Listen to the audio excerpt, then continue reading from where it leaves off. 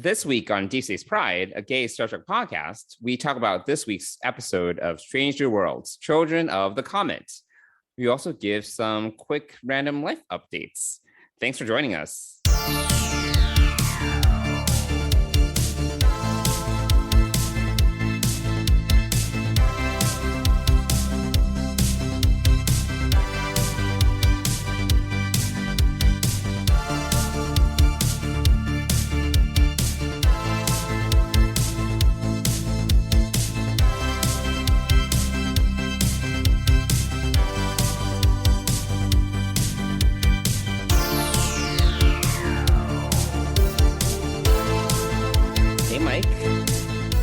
Hey, Johnson, how's it going?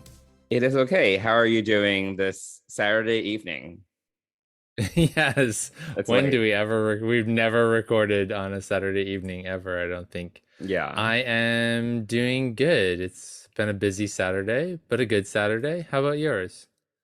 Uh, Today's been fine. Yeah, it's been fine. I went to see my mom for a few days, a couple of days. Well, I went Thursday, Friday, and I came back today. And then I How's mom doing? still alive, doing all right. Yeah. It was just good to see her. I was able to see her last weekend for Mother's Day, so I took the opportunity to see her the last couple of days before I leave for California tomorrow for work. So I just wanted to get that out of the way. But yeah, no, she's doing well. She's doing okay. Still alive, still kicking for now. So we'll Well, see. that's the goal. That is the goal. Were you able to? Well, good to Did you hear. do anything for your mom on Mother's Day? No, no, not really. I mean, it's not. You call her? Yeah, it's I sent her a text. We Oh, text. okay. We don't really Not talk even very a phone often. call. Wow. Yeah, maybe I don't know, maybe I'm a bad son. I don't That's right. know. I'm a good son. Yeah. Yes, you are a good son for going to visit your mom once a quarter or something like that. I'm trying to see her like once every 2 months now. So Okay. Well, yeah, that's good. yeah, That is something. that's a good son. Yes. Now, Yes, thank you. I would say that my mom and I aren't that close. We're fine. Mm-hmm. But yeah. Also, my family never really grew up like celebrating a lot of holidays. I mean, birthdays were sort of a thing, and then Christmas was the other thing, and that was about it. Yeah. No, I feel that. So Yeah, my parents aren't too into holidays either. yeah. So yeah, and we most if not all of our birthday celebrations were just family celebrations. They weren't anything, extraordinary or anything like that. Mm-hmm. So yeah, but I texted her. She, and it's hard on a Sunday because she's either in the car going to church or it's her church day, and Sure. that I don't know her whole schedule. I mean, I guess I could have called her Sunday night. You're right. I'm a bad son. But anyway, Bad son. yes, Bad son. bad It's son. okay, whatever. Um, I mean, I but call my she's mom and I let her ramble on for 30, 40 minutes. I was like, all right, see ya. So whatever. yes. So whatever. Yes, and your mom has some new. Did your mom have any new conspiracy theories to share with us? Oh, no, she didn't have any conspiracy. She talks about Russia a lot. Like, Oh, but it's interesting. really just regurgitating the news that I Oh, already okay. know. Nothing crazy. So fortunately, yeah, nothing crazy when it comes to any conspiracy theories or anything like that. So I don't Oh, think that's good. it's not as bad as your mom, to be honest. Like your mom, I feel. Your mom has different conspiracy theories than my mom. I mean, my mom has conspiracy theories like QAnon and all that kind of Yeah, stuff. But yeah. My mom has your other mom kind of conspiracy theories, but it feels like it comes in waves. Like sometimes it's like, all right, but I don't know how like necessarily like I would say harmful her conspiracy theories are. Sometimes it's more right. like an eye roll. Yeah, your moms are kind of very interesting, funny, more funny, Like like she'll non. like I think she thinks that there's a government cover up of like aliens and stuff like that. Like that's like one of, Yes, yes, yes. That and I it's love like, that. I all right, love sure. that. I'm like, I can either prove or disprove that, and that doesn't really harm anyone. So you know what? Do what you will.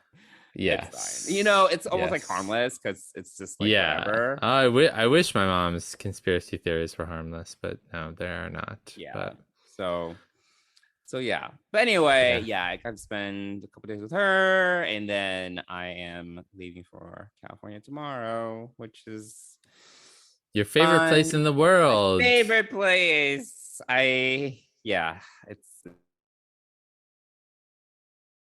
gonna be exhausting, but it'll be fine. Yeah. How was your week? Otherwise, you went to Fire Island. Yes. To Ocean Bay Park on Fire Island for a few days. They went by fast. We It was weren't there for only that technically it was only long. no, we weren't. We were there for 3 nights and 2.5 days, if that makes sense. Um, no, it's pretty dead. It was quiet. I mean, Hamish got to play on the beach for the first time ever. That was Mm, fun. mhm.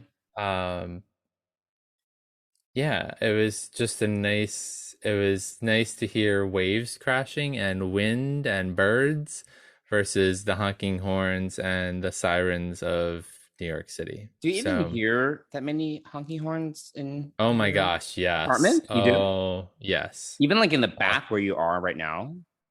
not as many way back here, but yes, if you're in any part of you know, any part of the other rest of the apartment, Mm. it's yeah, and it's been particularly bad today because Ninth Avenue was closed for street festival. Oh. So there was that, and then this afternoon or this evening, I forget what was I doing. Oh, I was watching Picard in preparation for getting ready for Discovering Trek, and Dennis took Hamish out and came back, and all these horns were honking on the street, like Oh. all over the place. Like there was a whole kerfuffle out on the street because someone was parked in the middle of the street and didn't move. Oh my God. Yeah, so Okay.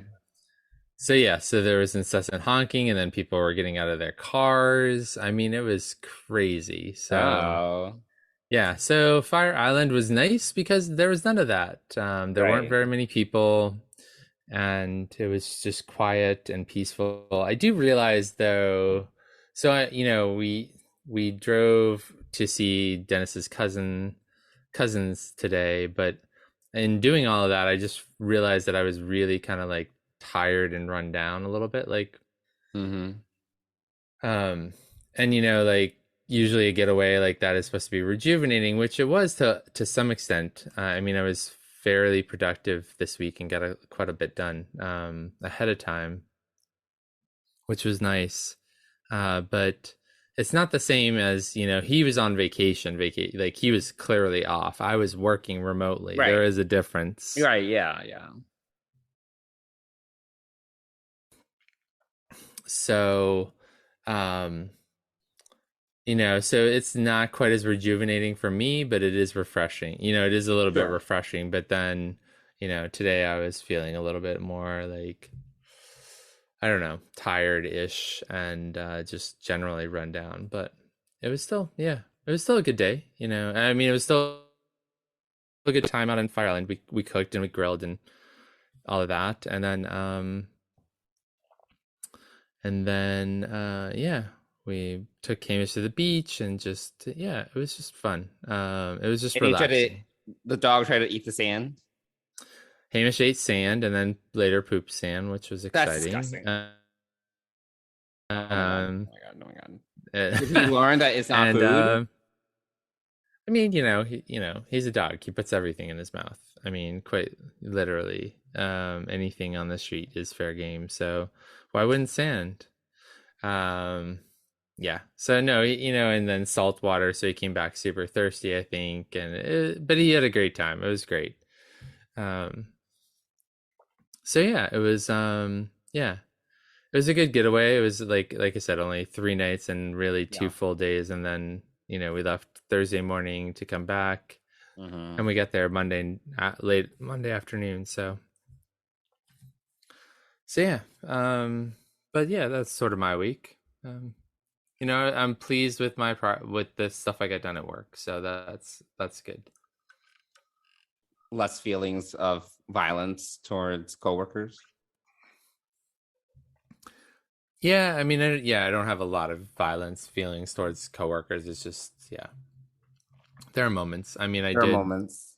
I did have to send one less than pleasant email because someone sent me something that was due 2 days beforehand, Uh, and I was like, strongly okay. worded letter. It was, I forget what I said. I basically said, I'll try to include this. It was due on Tuesday though. Um, So you were a eh, little salty. I was a little salty, yes. Yeah. Because this person thought that it was, it was just 1 day overdue, and I was like, no, it Well, really people should know wasn't. when they're Like, wrong. It's true. Yeah, no, it's true. People should know when they're wrong, you know? yeah. So I mean, so I was kind of annoyed because I needed to include it or wanted to include it, but I was also like, the deadline was 2 days ago. I'd already finished that draft of stuff, and so yes, but I did acquiesce and put it in there because it's important. But Look at you being so flexible and I accommodating. know, but I was not happy about it at all. I was Yeah, not happy. yeah, yeah. So yeah, but anyway, that was really the only exciting thing about work. I mean, my boss was out with COVID this week, so Oh, that I didn't know that, I think. I don't think you mentioned that. yeah. Oh, I'm sorry. Yeah, she had COVID this week, Oh, so unfortunate. yeah. So if I'm Everyone's gotten left with COVID. her, How have you not gotten COVID? I still don't know. I mean, Everyone, literally, it's like everyone. yeah, I know. I still remain COVID free, Telling so you, you're missing out. yes. No, no, no. I don't really think I'm missing anything. I don't, and to be fair, like my allergies are killer right now. Oh, really? Oh, that's too bad. Yeah. So, although you know what I did, so I did come back from, so we did come back Thursday, and Thursday night into Friday morning, I got a slight sore throat, and I was like, this is it. Like, anything new, any new feeling you get, you think it's COVID, and It's nope. probably like post-nasal drip from allergies or something. Yeah. No, it was because we had such fresh air, ocean air out there, like Yeah. everything, and you get back into the city, and like the dirt of the city, the air quality is lower, Mm. the trees are in full bloom right Yeah, now. everything's coming Everything, alive. It's like, oh my God. yes. That's like a hard So show. yes. Yeah. So yeah, but yeah. So that's that. And you know what yeah. Yeah, that's that. That's pretty much it. Cool. So yeah. So yes. That's really all Yeah. that's going on here. Yeah. And not a lot of news this week or anything. Although I guess I just heard or did hear that Orla Brady is going to be in season 3 of Picard, which I'm Oh yeah, excited I about. heard this too, but I feel it's like unconfirmed. So until I feel we hear something more definitive, I feel it's like the rumor mill. I don't know. No, I thought I heard that Terry Matalas confirmed it. Oh, That okay. she is a part of the 3rd season. Oh, It you know didn't what? say You're right. You're for right. Yeah, you are right. Turim House to confirm um that this was the case, but he left it very vague. yes, Yes. yes, as a showrunner would normally do. Like that's Yes. not that surprising. I'm still So shipping. I just found that out a little while ago, so I'm super excited Yeah, about I'm that. still So shipping Beverly and Picard. So as you know. yes, which I'm fine with. Yeah, so we'll just kind of see what happens. I mean, Yeah. I still think we're gonna Though get that. hey, Beverly might be unavailable. It's been like 20 years. So She it's might, gonna yeah, exactly. So it's not it's like she hard was to waiting know. around on her chateau, like Yes, Picard was. So Yep. he wasn't like in a stasis chamber for like 20 years waiting for Jean-Luc to change his mind. Right, exactly. Yeah. So we'll So see there's that. if So they that was nice ever to moved hear. on. And then the other thing I forgot I did see is that did you see the season two, quote unquote season two, or the next wave of Star Trek: The Next Generation figures, action figures? I think Did I you see that? saw Gates McFadden post about it. Like because I follow her on Twitter, and she was like, I look like Thor because it's like very blocky or something. Yeah, I'm looking at her thing right now, and I'm like, yeah, that is it is It a doesn't. little It's not. odd. It's not appealing to her figure. Like it's. I don't know how else to describe it. Yeah, that's true. Now that I see that, It yeah, just looks very blocky. I mean, even Deanna looks a little blocky, but at least she doesn't have the coat. So the way that they built the coat into, yeah, the doctor's coat. But so yeah, six new figures. Um, You know, here's my feeling is it from on like action. Playmates? What is it from? They're called Super Seven. I don't know. Oh, I don't know what that is. Um, so I I have don't no know, idea. but yeah, they're Super Seven is all I really see. Um, Um, but so we've got season two, Will Riker. We've got Deanna Troy, which I guess is in her purple uniform. We've got Armis, which I think is oh wait, hilarious. Beverly Crusher, Geordi, and Q. Q in his like robes, his like his judge role judge. robes. Yeah, judge outfit. So um but my general feeling about, this is something that Star Trek really missed out on because, and again, like I said, the way that Star Trek is marketed is just, there are like 17 different versions of action figures for Star Wars fans, and it like takes an act of God almost to get action figures for Star Trek.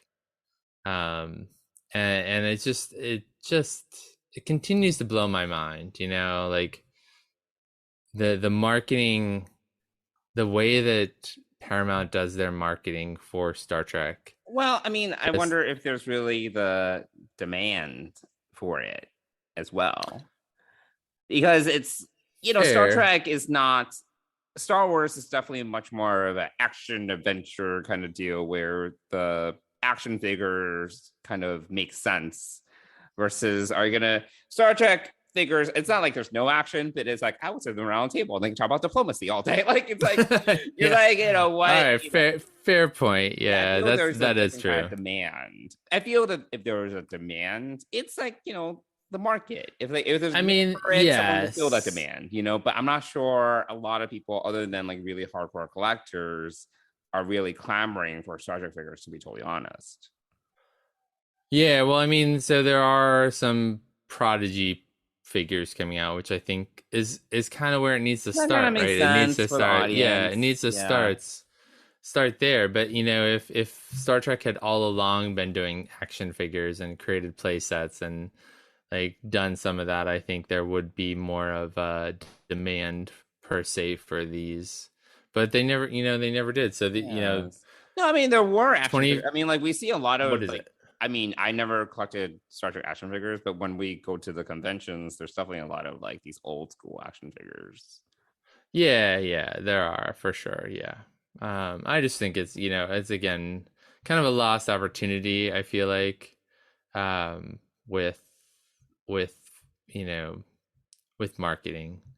And yes, you're right. It is a different kind of adventure, but I still think that, as a Yeah. young kid, if I were watching Next Generation, back when I was 14, I probably, if there were like, I mean, I did have a couple of the action figures, but it wasn't so prevalent that you could just, go anywhere and like you can with Right. I don't back know. then and even now with Star Wars figures. But Yeah.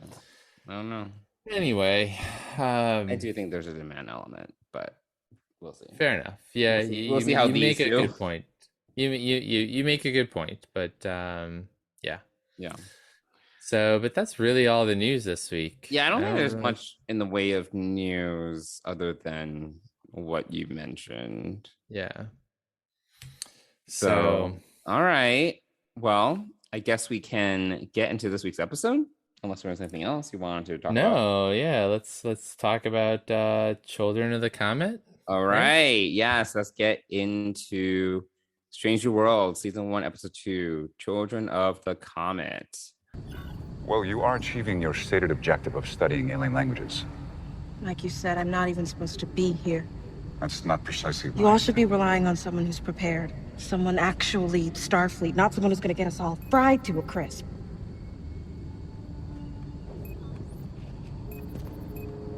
As this is your first away mission, may I assume it is also the first time your life has been in danger?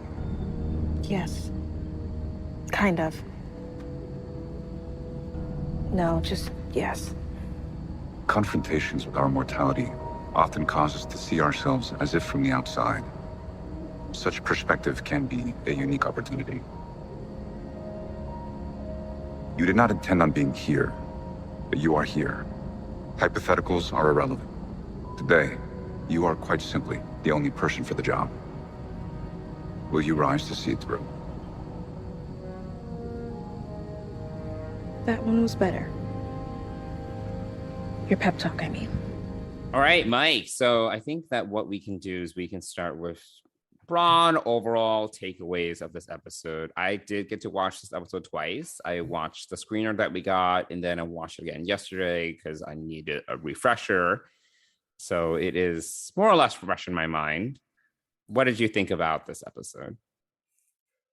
This is a good follow up to the premiere. It's probably not as strong in some ways as the premiere was.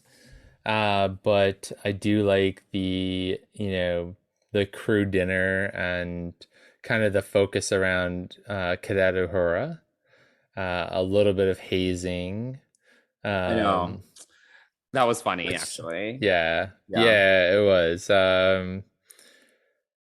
And then the interesting moments. I think there's a lot going on in this episode, right? We have the dinner. We're kind of seeing life through Cadet Uhura's The eyes. dinner was, it was just like, again, Pike's quarters are ridiculous. He has a Yes, they are. kitchen. He has this massive dining table that can Yep. he can host like 10 people. It's outrageous. Yeah, I love that he does host dinners. I think that's a cool aspect of, Ben Cisco did, if you remember. Ben Cisco, he would he would kind of cook up some soul food or whatever. Yeah, that's true. Yep. But his quarters are very tight. Like whenever he hosted dinner in his quarters, I don't know if you remember, but it was like very, very cramped versus this. It's just Yeah. funny. Yeah. And I like that there was different, there were some, all different ranks and everything, although Una, Spock, and Pike were there, but Melissa There were a couple of Navio playing. randos. Yeah, there were a couple of random people there, which I thought was really cool. Hemmer was there. So we get introduced to the new chief engineer who beamed on board at the end of the last episode. Yeah. And so that was kind of interesting. He comes off really gruffy and like rough around the edges, and I'm like, how did you I'm thinking, how did you make it through the academy? Like, I mean, you lack personality. Well, he's a good engineer. So. Yeah, he's a brilliant engineer, I guess. But yeah, I thought the focus on Cadet Uhura was an interesting take for a second episode. We've got all of these. We episode 1 focuses on the captain, episode 2 on the cadet. I mean, it was interesting, but there was still the background. The beginning and the end was still kind of sandwiched a little bit. If you kind of recall, with Pike still kind of grappling with his fate, and that was the theme of this episode. Yeah, so that's that's still in play, right? Yeah. Yeah, because nice. this time Una kind of chats with him about it, right? Right. So there is that through line. Cadet Uhura's first away mission, which is interesting. Sam Kirk being a part of this, which is also interesting. Yeah. So yeah, I just so I enjoyed it. I didn't enjoy it as much as the premiere, although on second viewing I did enjoy it more, I think. Oh yeah, So I when did you watch. watched it the first time, do you recall you did say that there were some editing or cutting choices that Yes, and they did. Yes, it's still there. So thank you for reminding me. Yeah. So my one complaint about this episode is that the cutting of when they beam the away team back from the Mhm. comet, Mhm. and what happens is they think they got away with it. They would have gotten away with it if we were talking about terrestrial TV where there was a commercial break, but it's literally there's no for my subscription or the screener, right? There is no break. There's like a fade to black, and then you come back, and it's maybe a minute later, but the team has beamed up, and suddenly they're at all their positions on the bridge, and literally nothing has really changed. Like the plot has moved forward like 30 seconds. So you didn't, it just did not sit right with me. That was the only thing that was noticeably like bad in my opinion.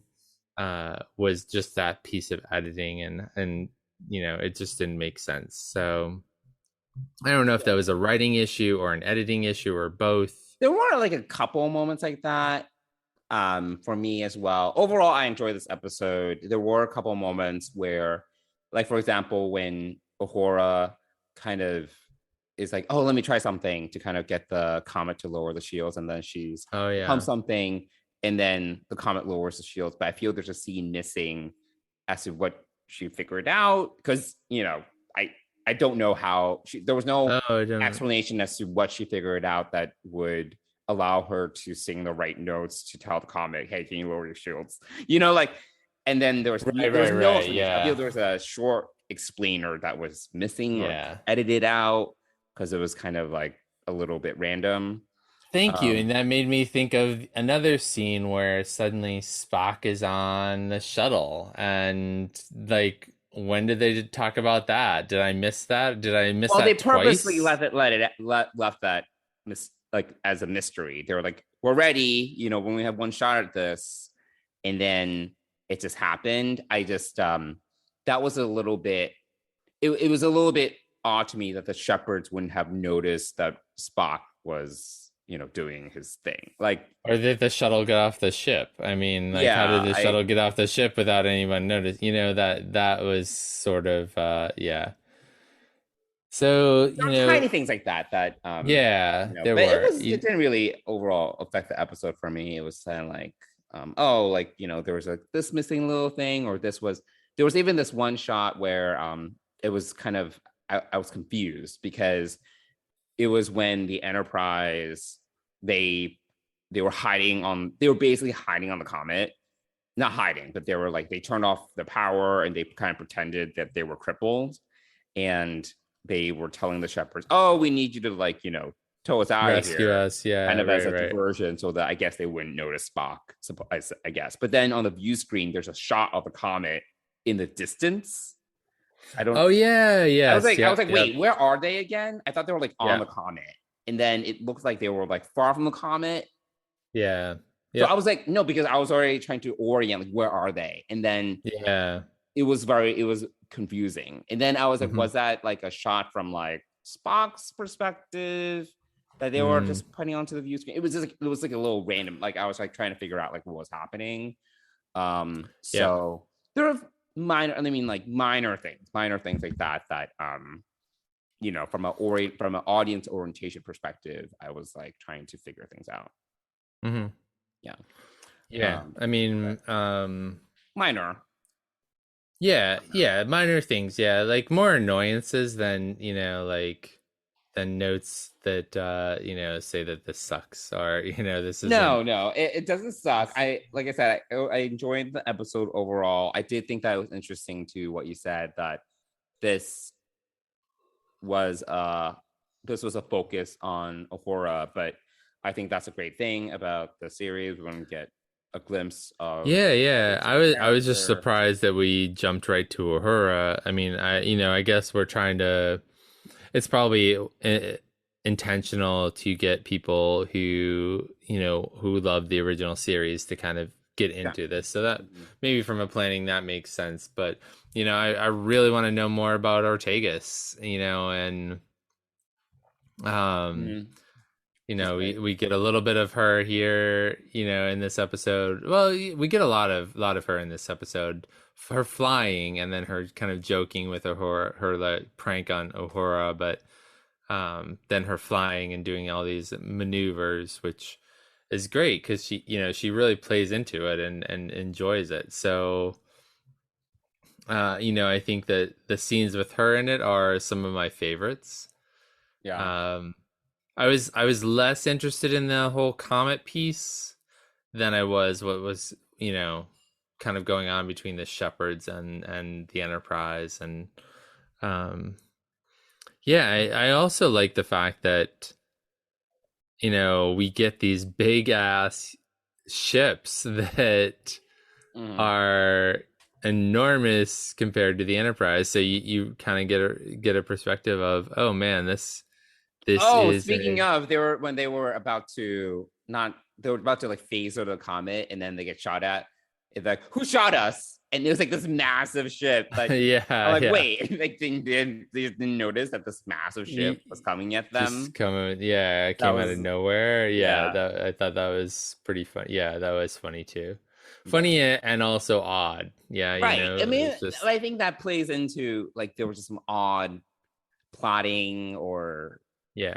contextualization. I don't even know what to like describe it. Like it's just like the setting Uh, sometimes is a little confusing.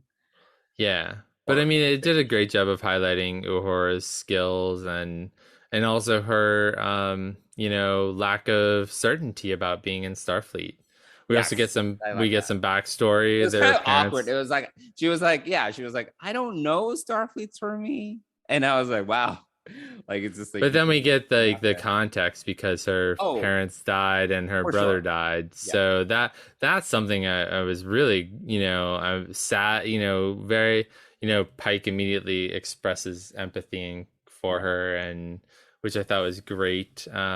But he, to have that kind of backstory on Uhura is really interesting. Yeah. I mean, Uh, I also like that because she was direct and honest, which she does say is kind of, she's a little awkward. She admits that when it comes to conversation, she can be a little awkward.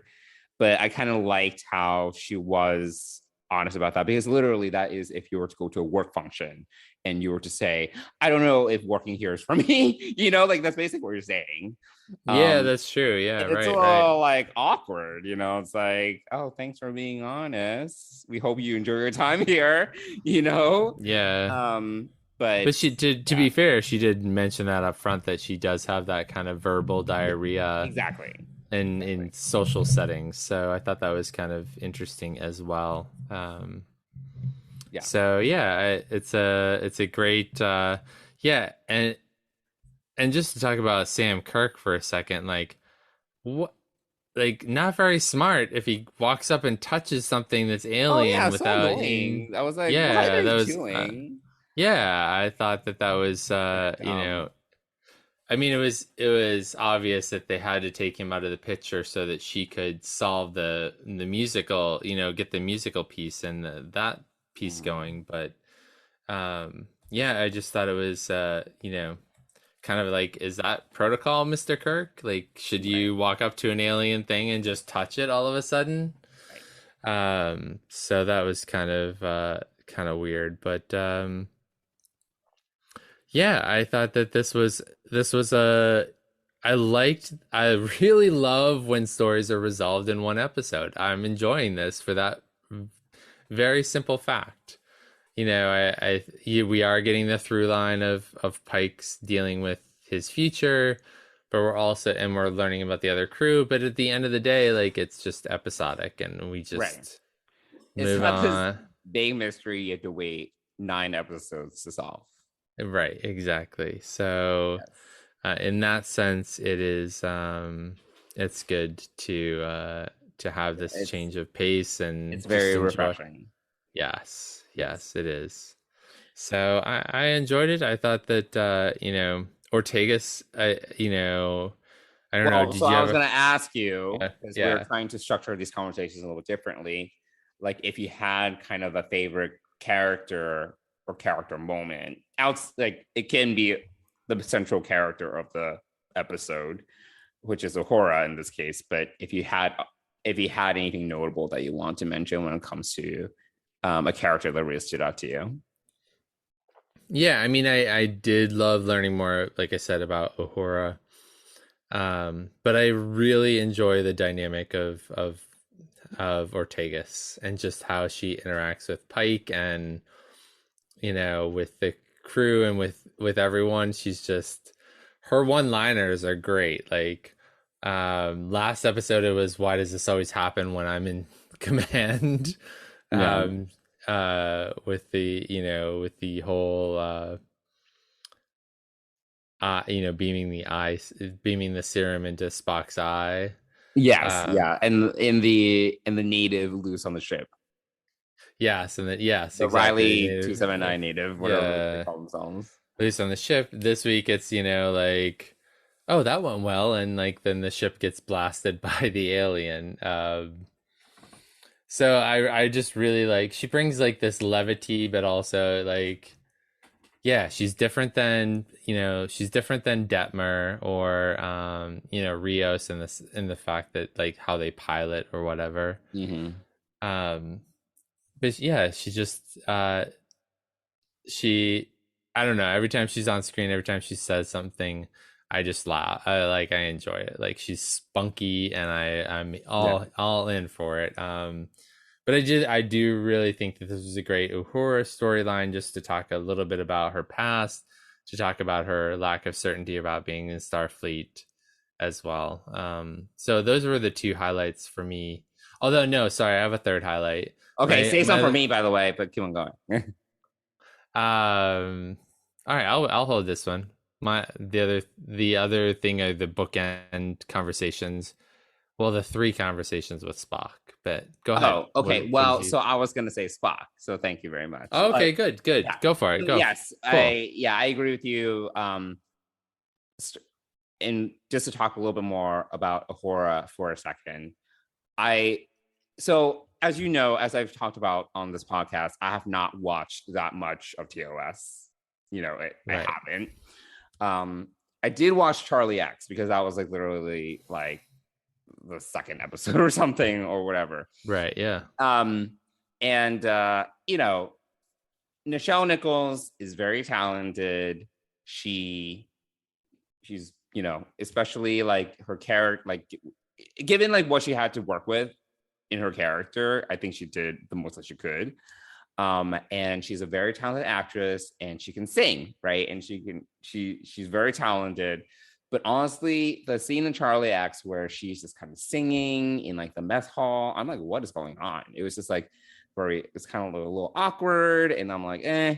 And those moments, those like singing moments aren't really like for me. Like, I'm not really into them. So I think that they did a good job of kind of taking that and putting it into this world. Her Uhura's like singing and musical ability and talent, and kind of weaving it into the plot a little bit, so that there is like a little bit of payoff, and it's not like too awkward. I appreciated that. It's not like too in your face of a throwback, but still kind of highlighting something that we do know about Uhura. So I did like that. And yes, Spock has a number of good moments. I think that they definitely gave him a lot to do in this episode as well. Definitely those moments between Uhura and Spock trying to give Uhura a pep talk. That was really funny. Him kind of just, him being very honest and being very, very Spock.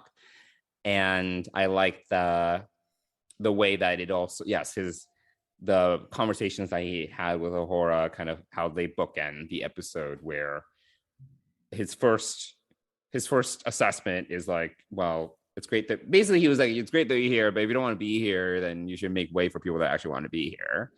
But then it ends with, you know, you deserve to be here, and Starfleet would be better off to have you here, no matter what you decide. So I did like the evolution of that relationship, and yeah, no, that was definitely you know, a good those were good moments, and that was, I would say, like a character highlight for me.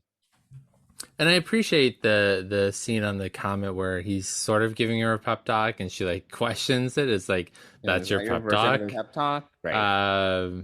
And then he does have a version 2 of that a little bit later, 2.0. I think, in the episode. Mm-hmm. So he does get better, which I think is a great development in that. And the fact that, you know, I like the fact that the cadet feels comfortable or is able to, because of the environment of the Enterprise created by Pike, to speak up and speak up and say what's on her mind, rather than being like demure and like watching rank and that sort of thing, you know, and not feeling comfortable saying things. So I like that it's okay to give voice to your thoughts when you're in disagreement with someone, you know, or to challenge them a little bit, or, you know, in a respectful but, you know, positive, you know, like just speaking your mind way. So I thought that was really, really nice to see that a cadet felt like she could speak up to a lieutenant, to her commanding officer on the mission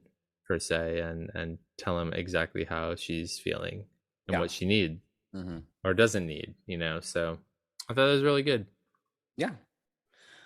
And then what was your favorite moment or moments in this episode? Did anything in particular that we didn't talk about already stand out to you? Anything that the evasive maneuvers that Ortegas does, I think, is pretty cool. Oh yeah, the action in this episode was good. Like, they did a good job kind of choreographing everything that was happening. Yeah.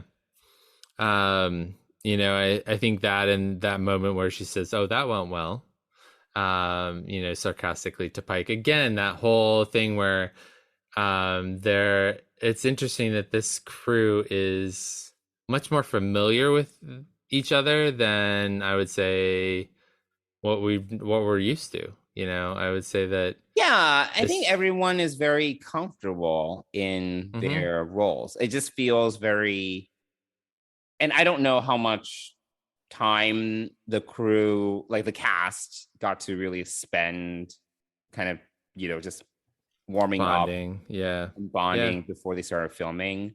But I feel that they have a very natural kind of chemistry that you can see on screen.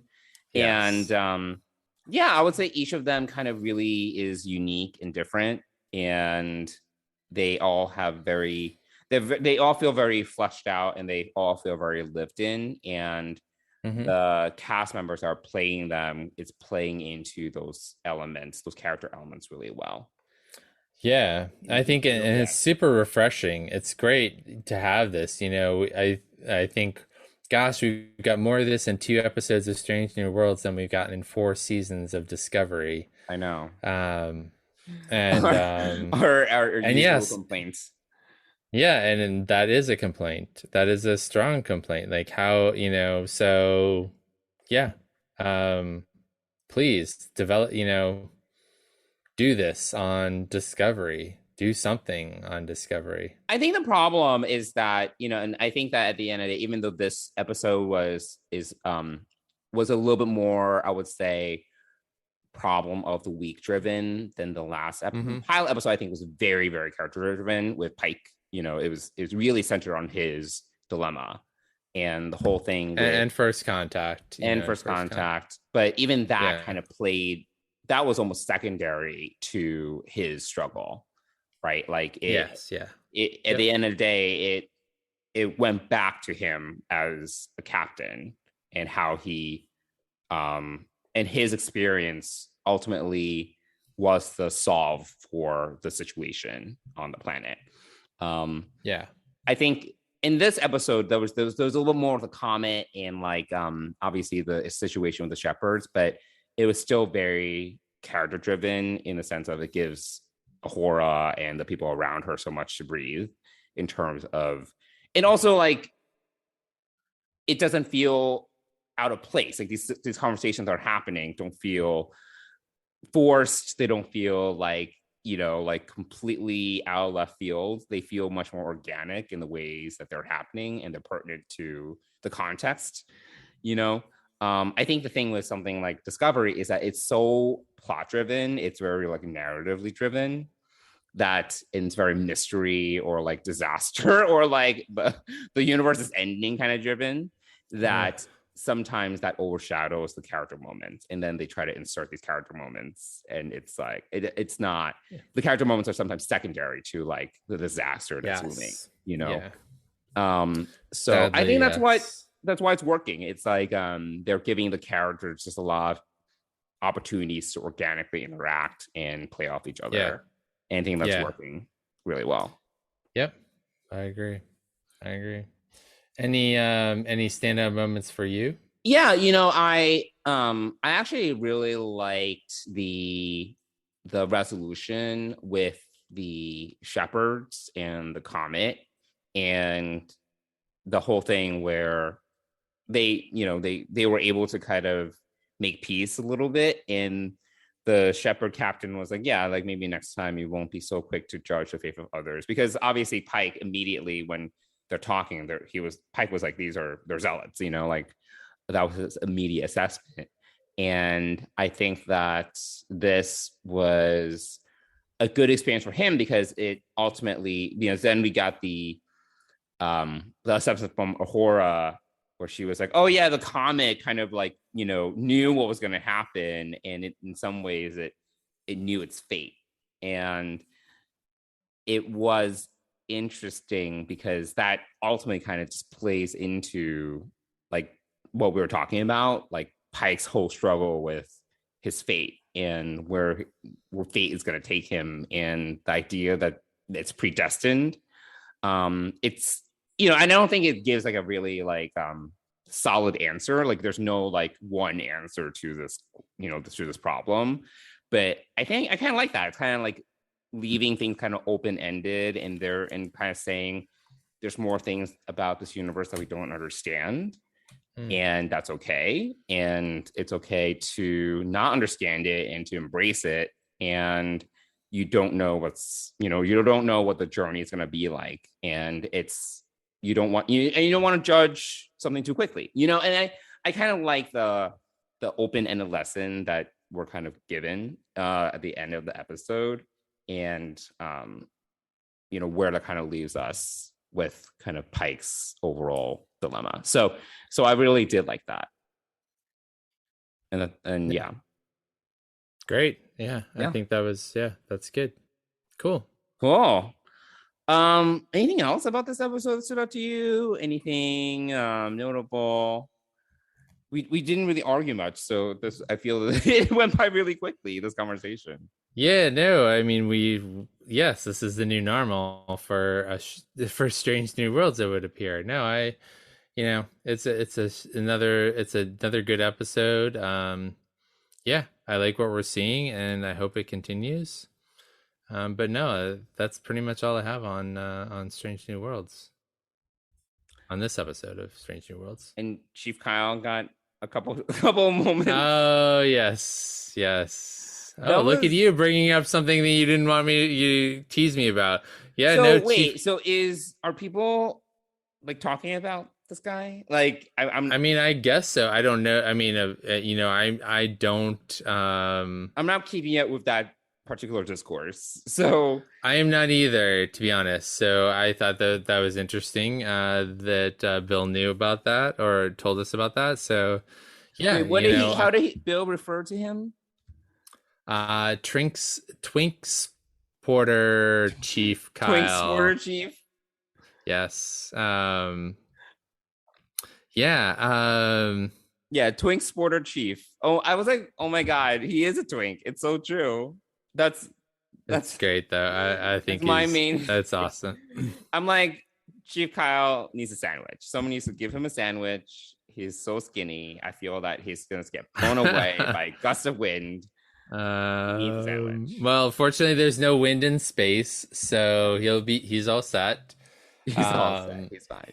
If he can wear a good pair of magnetic boots and be fine.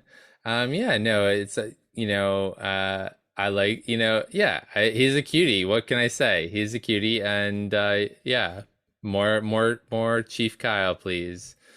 So funny. I did not realize that apparently there is conversation around Chief Kyle. So. Yeah. So you're not alone. There we go. I'm glad to hear that, and I hope that we do get to see more of Chief Kyle. And it's great to see. I mean, that's another key position in the ship that is, Miles O'Brien's position is like he's just hanging out in the transporter room all day. Well, his early days of Next Generation before he became lead ops and Deep Space Nine, right? Well, remember he didn't in season 1. He was at the helm, right? He was at ops or at the helm, and then he was at ops in the battle bridge onwards. Okay, I don't remember. He was in the he was in the he was in the pilot. He was in Encounter at Farpoint as the ops officer on the battle bridge, and then he moves to transporter duty later on. And he stays there for like 6 seasons or 5 seasons. I remember. Yeah, something like that, and then he becomes chief of operations on Deep Space Nine. Thank God they give him more to do, because honestly, imagine just standing there in the transporter room all day. It's like I mean, unless there's a transporter emergency. Right? Yes, exactly. Like, okay. Well, it needs to be manned at all times in case there is a transporter emergency. Yeah, I guess right? So. Yeah, just like standing there. Yeah. So unless they're at warp, right? It's not really necessary to have someone in transporter control. But we have transported at warp before, so yes, it's inconsistent. Yes. In any case, all right. Well, I think that does it for Children of the Comet, episode 2. Excited for what's to come. Mike, do you want to talk a little bit about our sponsor? Yeah, Fansets is the premier sponsor of the Trek Geeks podcast network and Deep Space Pride. And they have some great, by the time this episode is released, they're gonna have a new Delta's Done Right pin out, and that is the Future Imperfect TNG Delta. So that's the Starfleet Delta. So specific.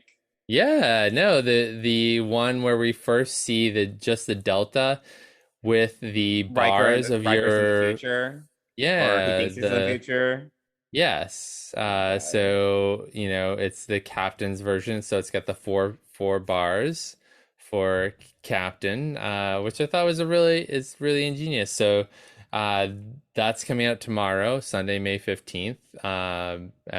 So by the time you listen to this, that'll be out there. And then on May 1st, they released the motion picture Delta for that Admiral Kirk was wearing in the motion picture. So, and they also showed preview, like a art preview image of some future Deltas. So the Deltas Done Right collection is really one of the premier collections from Fansets, as well as the micro crew pins. I mean, I love the new Master Ships collection.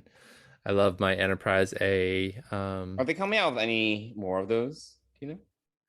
Yes, but I don't think they've announced them yet. So this was part of a new collection, but they haven't said what's next after the Enterprise A. So we'll see.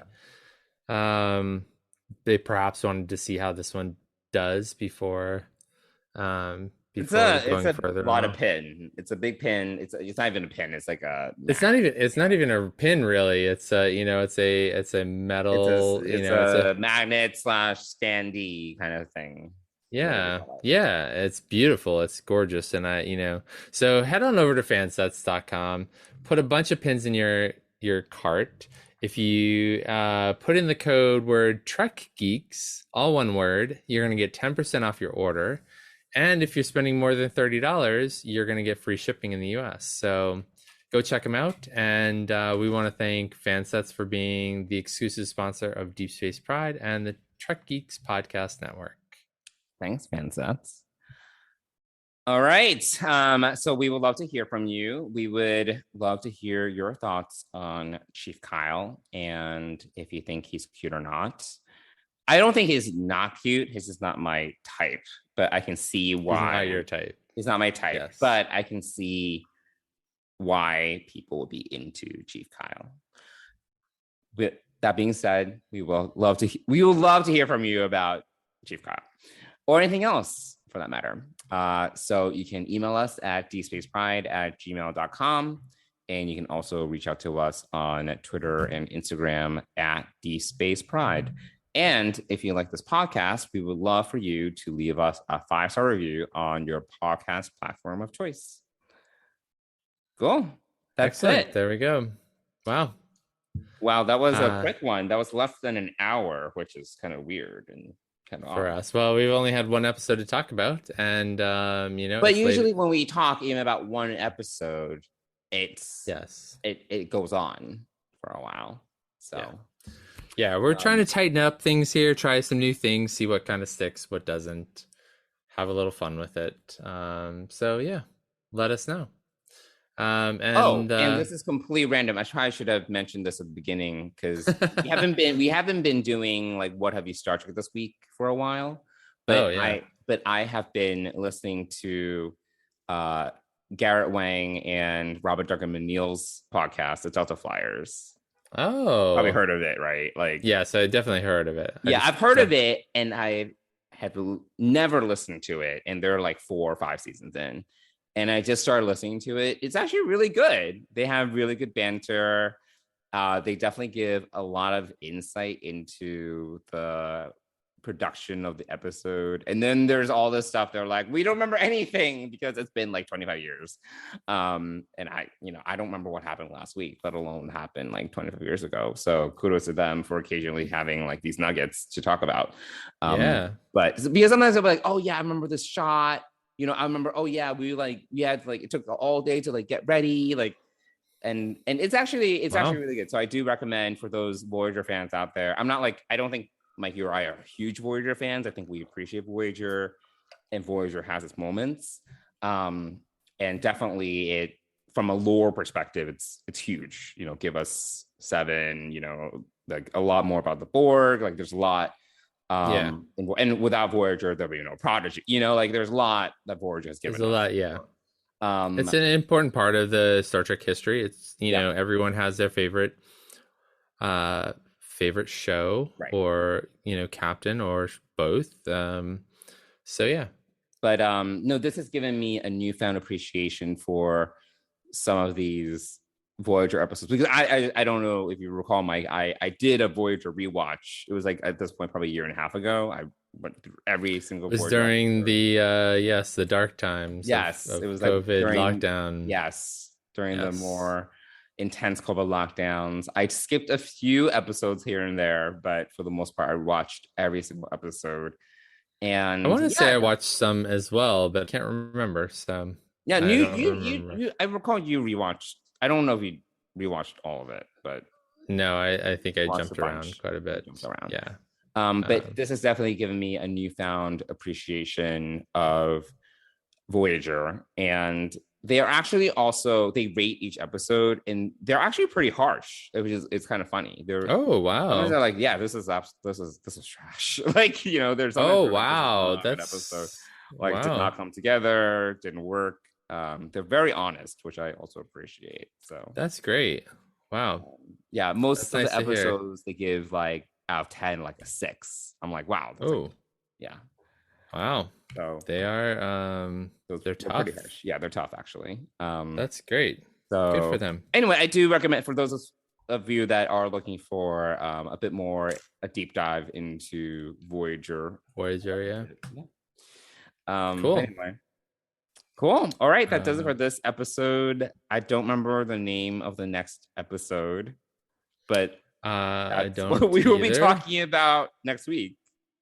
Yeah, we'll be talking about the third episode. Oh, something Illyria. So, Fantastic. yes, something Illyria. But You're anyway, prepared. All right. well, we're not prepared for this, but yes. Anyway, All right. yeah. Thanks Cool. everyone for listening, and we'll catch you back here next week. Bye, everyone.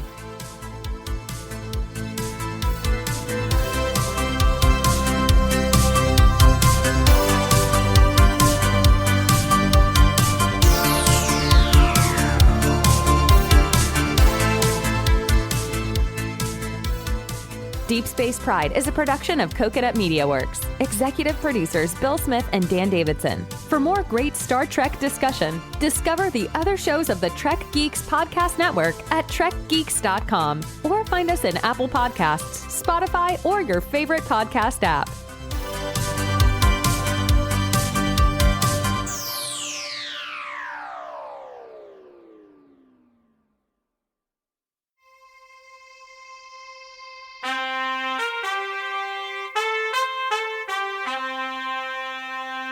Coconut.